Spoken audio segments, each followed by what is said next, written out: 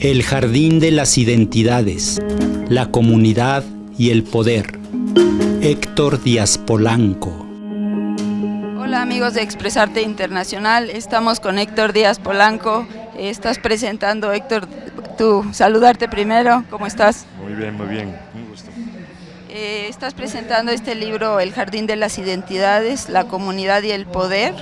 Hemos visto que hay una tendencia muy clara a individualizar al hombre, pero lo que no es tan claro es que trata también de acabar con la comunidad. ¿Qué nos puedes decir de esto y de este libro? Sí, en esencia este libro tiene como objetivo fundamental llamar la atención sobre este punto.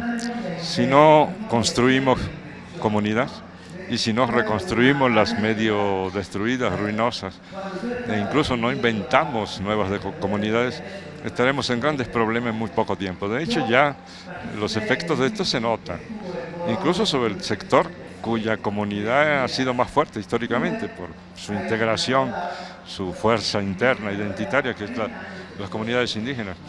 Pero a escala de las demás comunidades, de sectores populares, etcétera, ha habido un golpeteo tremendo en las últimas 3 décadas con la globalización neoliberal. El trabajo de ello es destruir comunidades, por un lado, y a individualizar la sociedad, de tal manera que cada cual vive en el mundo con una especie de autorreferencia, ¿no? Una vida autorreferencial como un castigo eterno de mirarse el ombligo, digamos.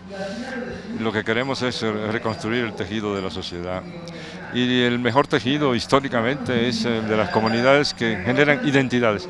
Las identidades no pueden nacer si no hay comunidades. Por eso el libro se titula El jardín de las identidades. ¿Qué es el jardín de las identidades? La comunidad.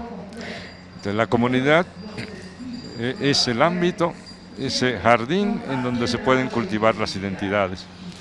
Y esa es la tarea, para mi juicio, fundamental en este momento, en el terreno cultural. De ahí se derivan problemas y asuntos de carácter político muy importantes. Hablando de las comunidades indígenas y rurales, ellas eran poseedoras de grandes riquezas, de toda la riqueza natural que existe en nuestro país y en América Latina en general, y se les ha atacado a sus comunidades con la violencia, con la esclavitud, con muchos factores que han atentado muy duramente con estas comunidades. Sí, bueno, eso que es un proceso histórico milenario, secular por lo menos, ahora se ha acentuado muchísimo en la etapa neoliberal, por una sencilla razón. En el proceso, digamos, de hacer recular territorialmente a los pueblos indígenas, estos, por decirlo así, se refugiaron en algunas zonas del país donde aparentemente no había riqueza, pero resultó que son zonas con riquezas mineras, de biológicas, etcétera, extraordinarias. Entonces, por supuesto, es lo apetecido por las empresas transnacionales, particularmente las grandes industrias dedicadas a la minería, a la explotación de los recursos naturales, etcétera.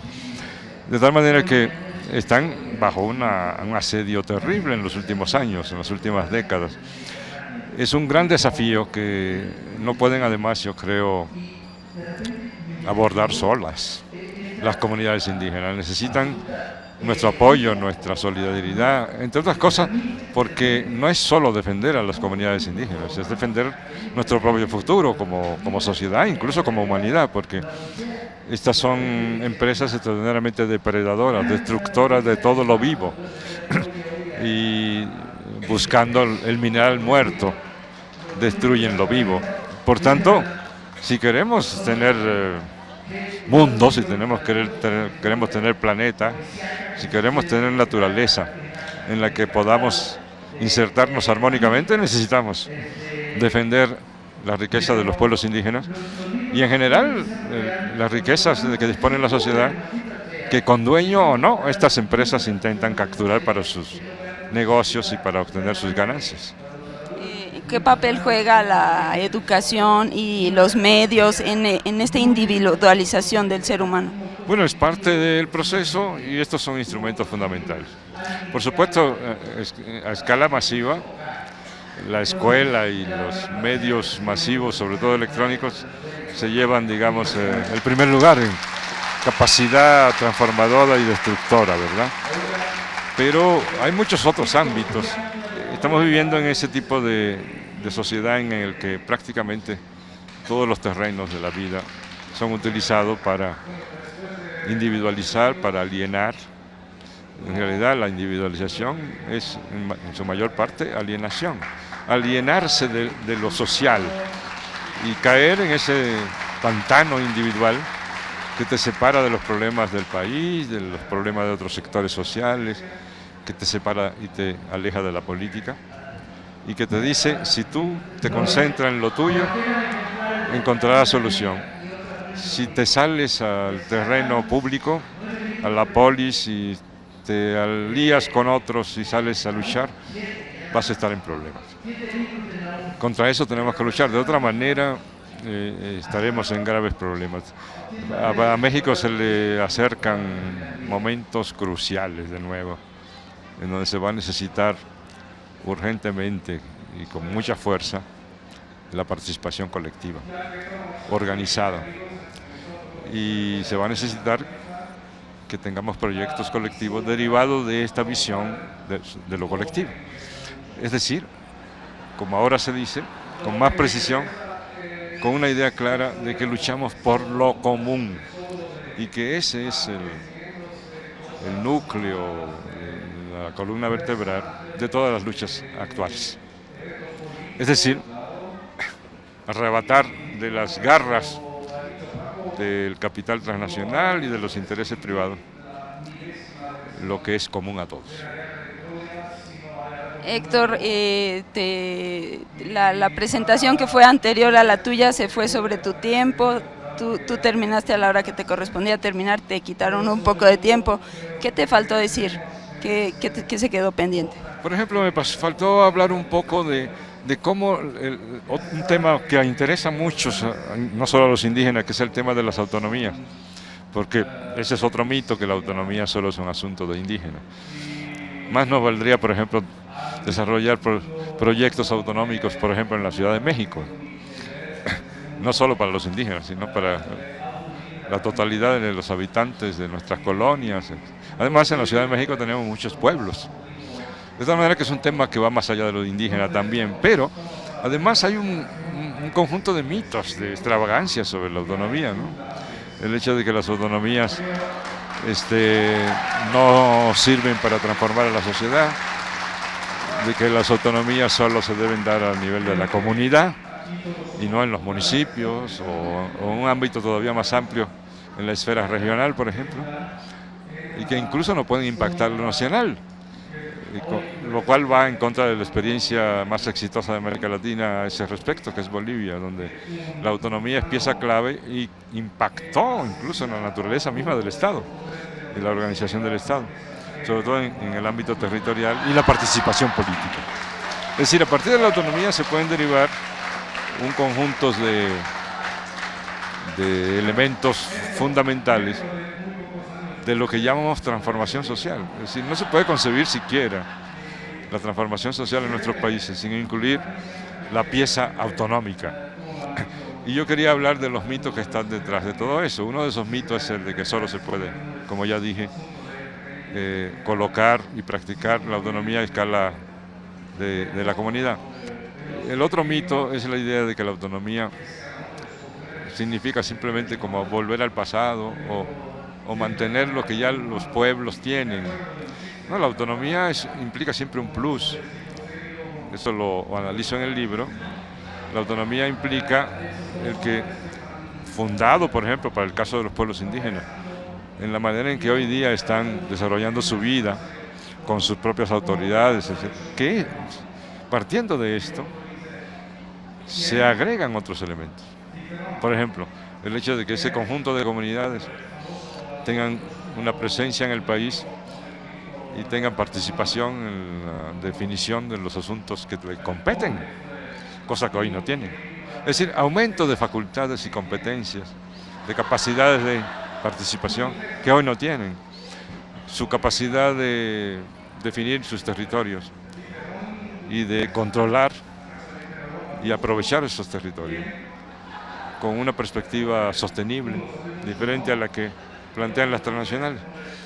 La posibilidad de no solo mantener, sino recrear sus sistemas culturales, incluyendo la innovación, que es otro mito, el mito de que la autonomía solo implica sostenerse y desarrollarse a partir de los usos y costumbres.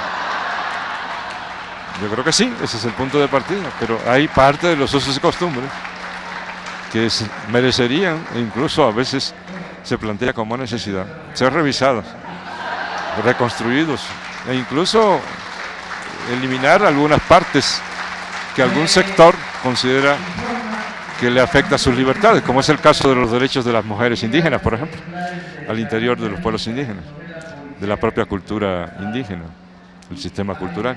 De tal manera que ese era otro punto que yo quería desarrollar y que está ampliamente desarrollado en el libro y que invito a los lectores a que buceen un poco en el jardín de las identidades.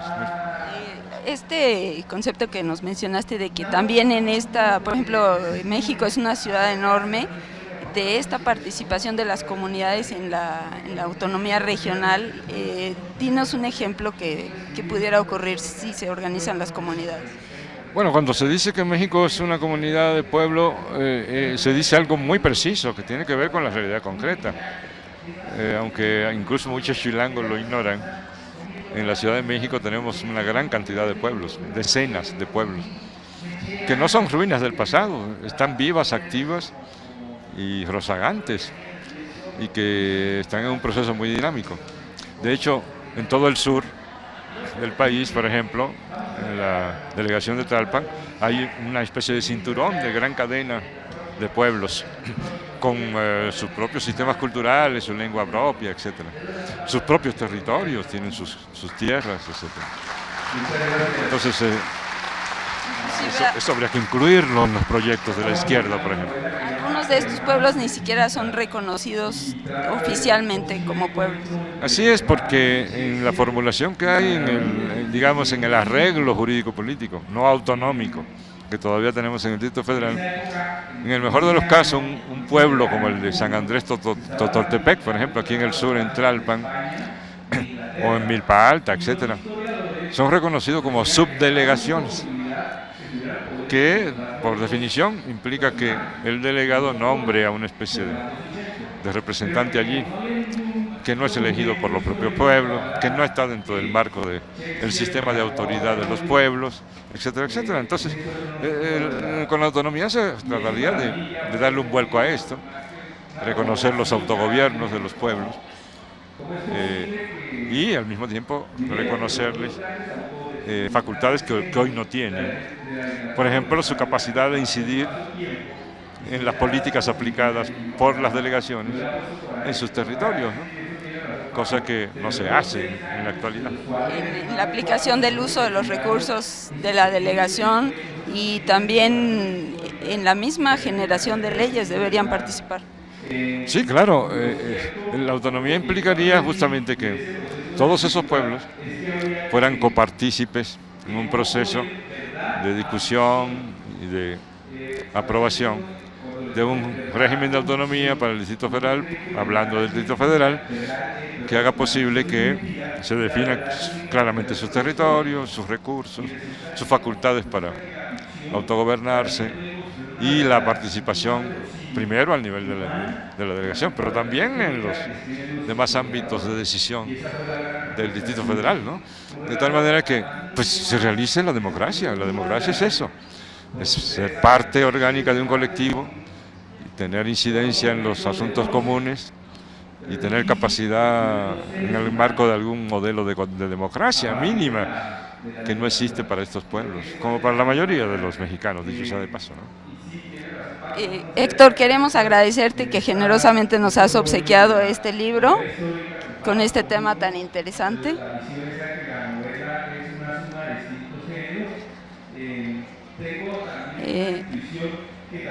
¿Algún otro tema que se te haya quedado en el tintero? Bueno, saludarlos y seguiremos adelante en otras presentaciones. Muchas gracias, Héctor Díaz Polanco. El jardín de las identidades, la comunidad y el poder. Héctor Díaz Polanco.